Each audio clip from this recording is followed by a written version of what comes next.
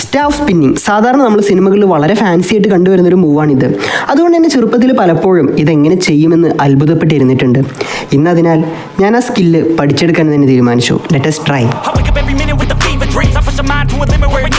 Hello hi welcome. എല്ലാവർക്കും നമസ്കാരമുണ്ട്. നമ്മൾ ഈ വടിയൊക്കെ വീശുന്ന ആൾക്കാരെ കണ്ടിട്ടില്ലേ? സോ അങ്ങനെ വടിയൊക്കെ വീശുന്ന ആൾക്കാർ കണ്ടപ്പോൾ എനിക്കൊരു ആഗ്രഹം, അതേപോലെ നമുക്കും വടി വീശാൻ പറ്റുമോ എന്ന് പഠിക്കാനൊരാഗ്രഹം. സോ ആ റോപ്പ് അങ്ങനെ എന്തെങ്കിലും പറയുക, ആ സാധനത്തിന് പറയാം, ഇങ്ങനെ കറക്കുന്ന സംഭവമില്ലേ, അത് പറ്റുമോ നമ്മൾ ട്രൈ ചെയ്യാണ്. ഇവൻതോ ഇന്ന് ഈവനിങ്ങിനുള്ള നമുക്ക് ആ ഒരു സ്കില്ല് പഠിച്ചെടുക്കാൻ പറ്റുമോ എന്ന് നോക്കാം ഗൈസ്. ഒരു സ്റ്റിക്ക് റൊട്ടേറ്റ് ചെയ്യാൻ തന്നെ നമുക്ക് ആദ്യം എന്തുവാണ്, ഒരു സ്റ്റിക്ക് വേണം. സോ സ്റ്റിക്ക് വെട്ടാം. ഒരു വടി വെട്ടിയെടുക്കാനായി നമുക്ക് തെരച്ചിൽ തുടങ്ങാം ഗൈസ്. ഇവിടെ KCB ടച്ച് വെട്ടിയപ്പോൾ തട്ടിയിട്ട് നല്ല സീമൊക്കെ ഒന്ന് ഞാൻ കണ്ടുവച്ചിട്ടുണ്ട്. പ്രാക്ടീസ് ചെയ്യാൻ വേണ്ട സ്റ്റിക്ക് നമുക്ക് അതിൽ നിന്ന് തന്നെ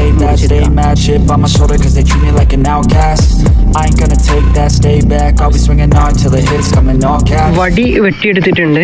ഇനി ഇത് പ്രാക്ടീസ് ചെയ്യുന്നൊരു സ്ഥലമാണ്. സത്യം പറഞ്ഞാൽ ഞാൻ ഈ ക്യാമറ എവിടെയെങ്കിലും വെച്ചിട്ട് പ്രാക്ടീസ് ചെയ്യാൻ പറ്റിയ സ്ഥലം ഉണ്ടോ എന്നാണ് തിരഞ്ഞെടുക്കുന്നത്. അപ്പോൾ ചെരിഞ്ഞെടുക്കുന്ന മരത്തുമ്പോൾ ക്യാമറ വെച്ചിട്ട് പ്രാക്ടീസ് ചെയ്താലോ.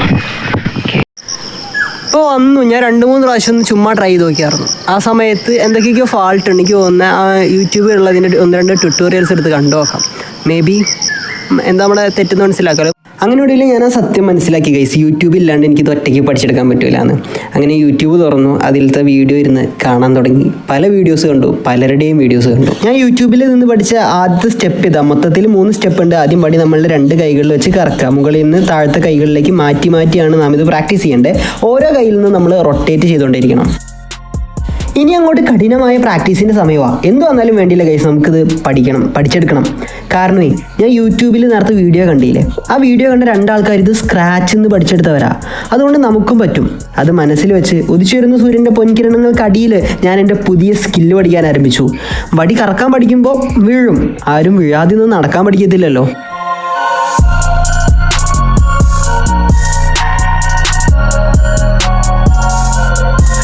ഇപ്പം ചെയ്യുന്ന സമയത്ത് അവിടെ ഇവിടെയൊക്കെ റെഡി ആവുന്നുണ്ട്, പക്ഷേ ഒരു ഫ്ലോ കിട്ടുന്നില്ല. എന്താണാവോ?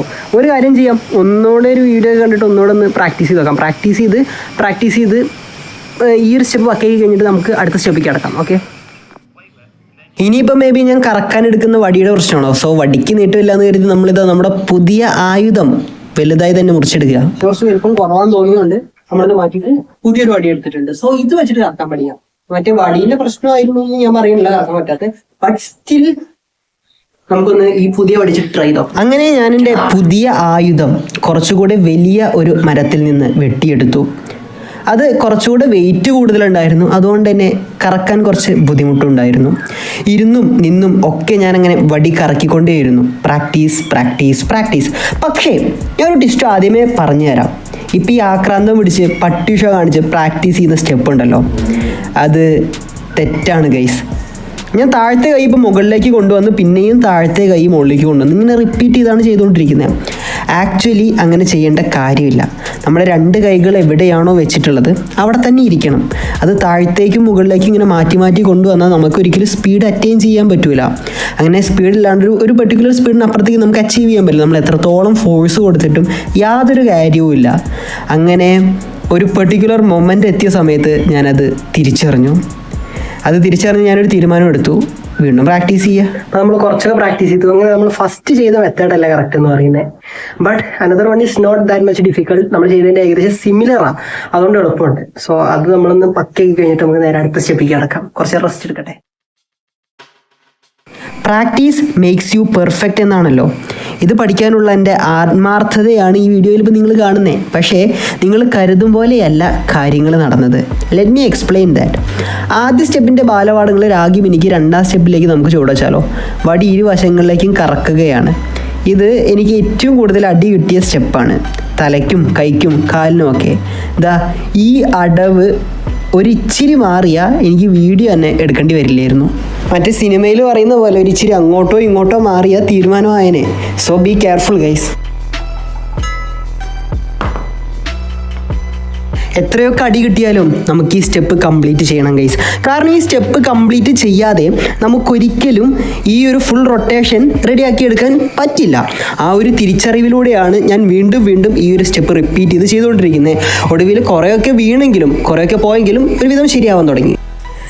ഗൈസ് നമ്മൾ ഓൾമോസ്റ്റ് കുറേ ട്രൈ ചെയ്ത് വന്ന്, പക്ഷേ ട്രൈ ചെയ്ത് നമ്മൾ ഈ വീഡിയോയിൽ കാണിക്കുന്നുണ്ടല്ലോ, അത് കഴിഞ്ഞിട്ട് പിന്നെയും ഈവനിങ് ഫുള്ളിരുന്ന് പ്രാക്ടീസ് ചെയ്തപ്പോൾ കൈ അനക്കാൻ പറ്റാത്തൊരു പോലെയുണ്ട്. എന്ന് വെച്ച് കഴിഞ്ഞാൽ കയ്യിൽ നല്ല പെയിൻ ഉണ്ട് ഇവിടെ. സോ അങ്ങനെ നിർത്തി.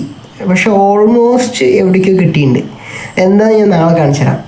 നാളെ ചെയ്യാൻ പറ്റുമെന്നാണ് കരുതുന്നത്. മസിൽസിൻ്റെ കാര്യമൊക്കെ എങ്ങനെയായാലും മാറുന്നു തോന്നുന്നു. പക്ഷേ ഈ കൈയിൻ്റെ ഈ ഭാഗമില്ലേ, അപ്പുറത്തെ കയ്യിലും എന്നുവെച്ചാൽ അവിടെയാണ് മെയിനായിട്ട് റൊട്ടേഷൻ വരുന്നത്. അപ്പോൾ അതുകൊണ്ട് തന്നെ അവിടെ നല്ല വേനുണ്ട്. അപ്പം അതുകൂടെ ഒന്ന് സെറ്റായി കഴിഞ്ഞാൽ നമുക്ക് ബാക്കിയുള്ള പ്രാക്ടീസ് ചെയ്യാം. എന്നിട്ട് ഓൾമോസ്റ്റ് നമുക്ക് ഇപ്പോൾ തന്നെ അത്യാവശ്യം ഒരു നാക്ക് കിട്ടിയിട്ടുണ്ട്. എന്താ നാക്ക് എന്ന് ഞാൻ കാണിച്ചു തരാം കേട്ടോ. സോ അപ്പോൾ ഏതായാലും നാളെ നമുക്ക് ഇതിൻ്റെ ബാക്കി പ്രാക്ടീസ് ചെയ്യാം ഗൈസ്. ബൈ.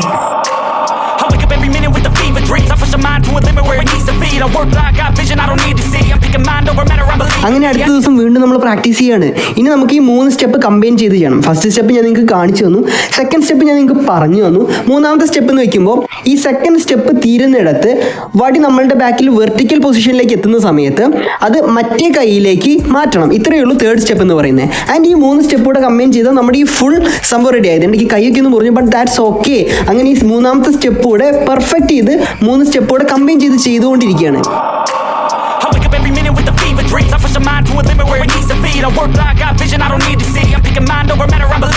അങ്ങനെ അഗെയിൻ ഈ സ്റ്റെപ്പ് നമ്മൾ കമ്പൈൻ ചെയ്ത് പ്രാക്ടീസ് ചെയ്ത് ഓൾമോസ്റ്റ് സ്മൂത്ത് ആയിട്ട് നമുക്ക് ചെയ്യാൻ പറ്റുന്ന രീതിക്ക് അറ്റൈൻ ചെയ്തെടുക്കാൻ പറ്റി. Which means we unlock a new skill. Not perfected it, but we unlocks it. കാരണം നമ്മളത് ചെയ്യാൻ ഓൾമോസ്റ്റ് പഠിച്ചെടുത്തു എന്നുള്ളതാണ് ഗൈസ്. അപ്പോൾ ഗൈസ് ഇന്നലെ ഏകദേശം ഇതേ സമയത്ത് നമ്മൾ ഇവിടെ നിന്നാണ് വീഡിയോ സ്റ്റാർട്ട് ചെയ്തത്. ഓൾമോസ്റ്റ് നമുക്കത് ക്രാക്ക് ചെയ്യാൻ പറ്റി. ഓൾമോസ്റ്റ് നല്ല ക്രാക്ക് ചെയ്യാൻ പറ്റി. ഫ്ലുവൻ്റ് ആയിട്ടില്ല. ഒന്നുകൂടെ പ്രാക്ടീസ് ചെയ്ത് പക്കിയായി ഫ്ലുവൻ്റ് ചെയ്ത് കാണിച്ചു തരണം ഒന്നും കൂടെ ഉണ്ടായിരുന്നു. പക്ഷേ കൈ ഓൾറെഡി മുറിഞ്ഞുകൊണ്ട് പിന്നെ വീണ്ടും ചെയ്യുമ്പോൾ പിന്നെ മുറിയുന്നത്. അപ്പോൾ തൽക്കാലം നമ്മൾ ഇവിടെ വെച്ച് നിർത്തിയിരിക്കുകയാണെങ്കിൽ ഓൾമോസ്റ്റ് നമ്മൾ പക്കയായിട്ട് ചെയ്ത് അല്ലെങ്കിൽ ഓൾമോസ്റ്റ് റെഡി ആയിട്ടുണ്ട് എന്നാണ് ഞാൻ കരുതുന്നത്. സോ ഇത് നമുക്ക് മനസ്സിലായ കാര്യം എന്ന് വെച്ച് കഴിഞ്ഞാൽ ഒരു സംഭവം പഠിക്കാൻ അത്രയ്ക്ക് എളുപ്പമൊന്നുമല്ല എന്നുള്ളതാണ്. സോ എനിവേ ഇതൊരു നല്ല വീഡിയോ ആയിട്ട് ഇനി മറ്റൊരു ദിവസങ്ങളിലോട്ട് അതുവരെയും ബൈ ബൈ.